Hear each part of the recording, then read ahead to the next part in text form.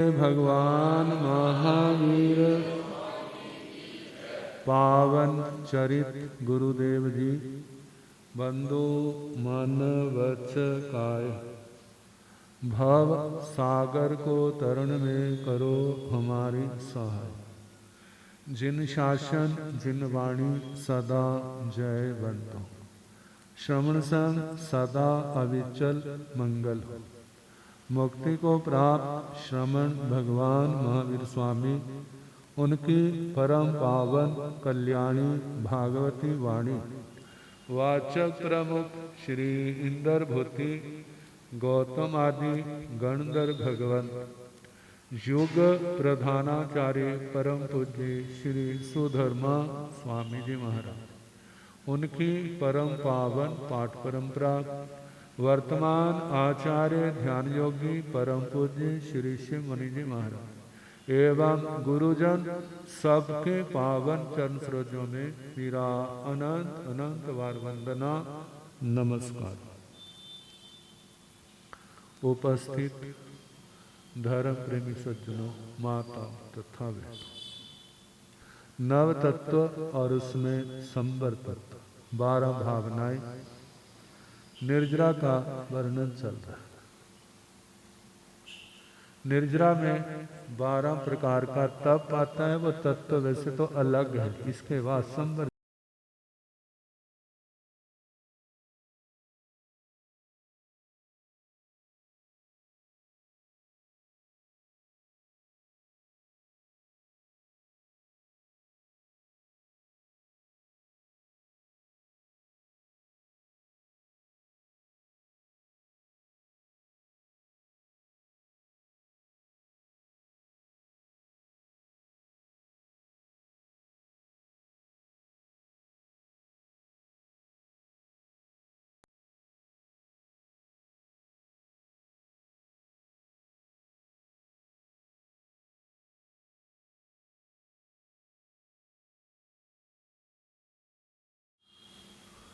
ताकियां सारी सेट हैं, बंद हैं।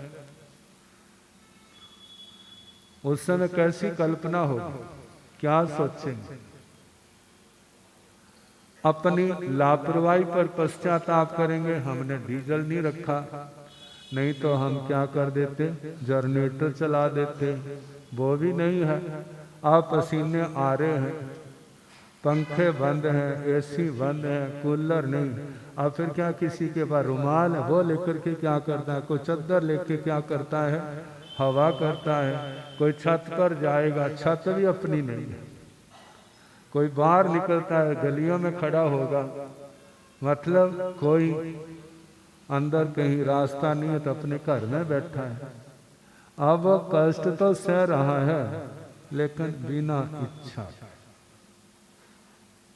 आप भी तो गर्मी सह रहे हैं ना, जहां पर इच्छा से सह रहे हैं या बिना इच्छा से सह रहे, क्या मानना है?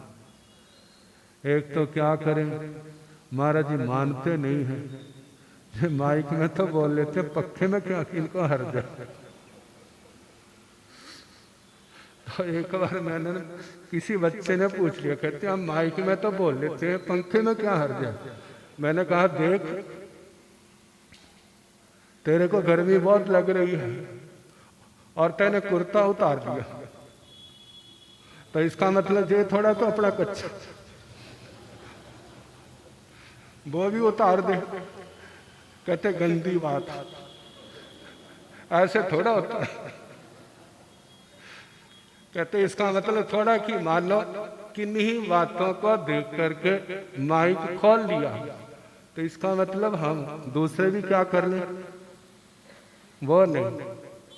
अब जो इच्छा से हमें भगवान की वाणी सुननी है, चलो कोई बात नहीं, गर्मी है, कौन सी 24 घंटे की है, 1-1.25 घंटे की तो बात है। कितना पसीना आ जाएगा। पहले तो एसी से पहले शरीर ठंडे किए होते हैं, कितना आ जाएगा।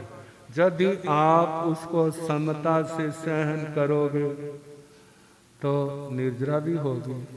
पसीने के माध्यम से कितने दूषित तत्व जो बीमारियों के हैं वो सारे के सारे क्या हो जाएंगे, आपका शरीर खुल जाएगा। लाभ कितने, लाभ की और ध्यान नहीं, बस जहाँ पर पंखा नहीं चलता। और एक नई बात तो है नहीं, 2000 में भी ऐसे था, 14 में भी ऐसे था, और अब भी ऐसे है। और आप इसमें जो विचार करें, आपको तो केवल 1 घंटा सवा घंटा बैठना है, संत तो 24 घंटे वो बैठते हैं। कई बार रात को ऊपर चले जाते हैं, हवा चलती है, दिन में नीचे होते हैं, हवा नहीं चलती है, उस समय क्या होता है, पसीने नहीं आते। कोई बात नहीं, समता रखेंगे तो कर्मों की महान निर्जरा है, और कल्पेंगे तो आरत ध्यान करोगे तो कितने फंस गए हम आके। फिर कौन सी निर्जरा होगी, फिर अकाम निर्जरा हो, अज्ञानियों वाली हो। तो बात चलनी है अकाम निर्जरा। तो ये तो दुनिया करती है, मुसीबत पड़ने पर सहनी पड़ती है, लेकिन मन नहीं करता। कहते जैसे सुख सहने का अभ्यास है ना, ऐसे दुख सहने का भी अभ्यास होना चाहिए। जिनके अंदर दुख सहने का अभ्यास नहीं है, तो वो धर्म सुख के समय तो कर लेता है, लेकिन दुख के समय सबसे पहले क्या छोड़ेगा, उसकी धर्म आराधना ही छूटे। सामायिक भी चली जाएगी, तपस्या भी चली जाएगी, जप तप भी। यदि कष्ट सहने का अभ्यास है तो ऐसा व्यक्ति आगे से आगे बढ़ सकता है। भगवान ऋषभ जी के साथ 4000 ने दीक्षा ली थी। 4000 थे ना, कितने पार हुए। सारे ऋष से तो बने थे, हमारे बाबा हमारे बाबा हमारे बाबा साधु बन रहे हैं, हम भी क्या बनेंगे, साधु बनेंगे। अब ऋष जैसे वो करते जा रहे हैं और वैसे ही वो भी करते गए। अब बाबा जी जाते हैं, उनको गोचरी नहीं मिलती, तो उनको कहाँ से मिल जाएगी, क्योंकि दुनिया का ज्यादा ध्यान तो किस ओर होता है। मानो आचार्य भगवान एक और बैठे हो तो आने वाले, दूसरे संत भी बैठे हैं तो आने वाले का ध्यान किस ओर होता है। जो संघ के नायक हैं, सिर मोर है, उनकी ओर ध्यान होता है, दूसरी ओर ध्यान नहीं। ऐसे जहाँ पर भगवान ऋषभ है उनकी ओर ध्यान है, तो दूसरी ओर ध्यान लोगों का कैसे होगा। अब 1 दिन हुआ, 2 दिन हुआ, 3 दिन हुए, कहते लगता भूखे मरना पड़ेगा। अब आखिर एक एक करके सारे क्या हो गए, छोड़ गए।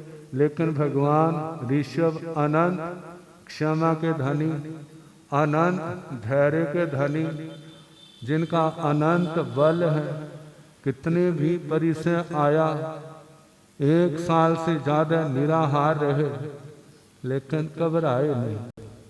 और वो दिन भी आया जिस दिन अक्षय तृतीया आई, श्रेयांश के माध्यम से उनको जाति स्मरण ज्ञान हुआ।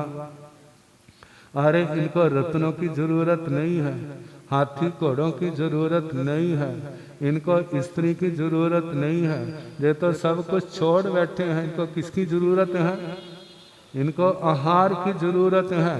आहार तो सब घरों में मिलता है, लेकिन जैसे आहार की इनको जरूरत है वो इनको नहीं मिल रहा, लोगों को पता नहीं। उसको जाति स्मरण ज्ञान हुआ और उसके माध्यम से जाना, इक्षुरस सहज में घर आया था और वो स्वामी कब पाई, भगवान कब पाई, हे स्वामी हे भगवान, जे आपको कल पता है।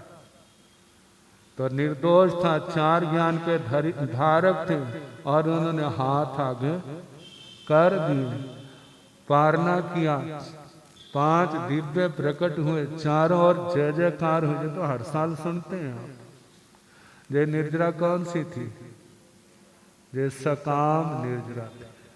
भगवान महावीर स्वामी कितना घोर तप, और तीर्थंकर भगवंतों का कितना घोर तप, कितने परिसर, कितने उपसर्ग, लेकिन सबको संबर और निर्जरा के निमित्त समता से सहन किया। महानिर्जरा करते हुए एक दिन केवल ज्ञान, केवल दर्शन का सूर्य उनके प्रकट हुए। और ऐसे कितने साधक हैं पर्युषणों में 90 आत्माओं का वर्णन आएगा।